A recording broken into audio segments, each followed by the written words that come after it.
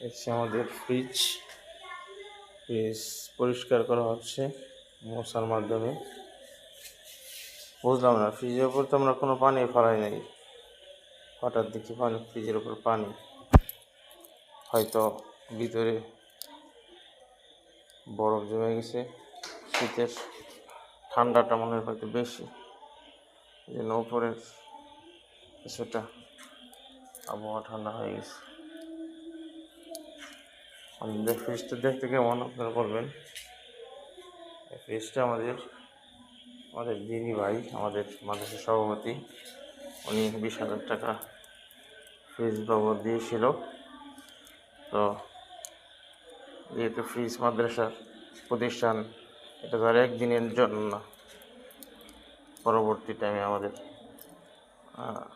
ছোটো কিনলে পরবর্তীতে আমাদের আবার প্রয়োজন পড়তে পারে।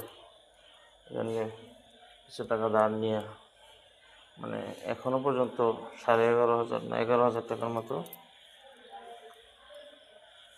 বাকি আছে। 11,000 টাকা আমাদের ঋণ আছে, ধার আছে। তো এখনও যদি কোনো দিনী ভাই আপনারা চান সহযোগিতা করার জন্য, তাহলে কিন্তু আমাদের এই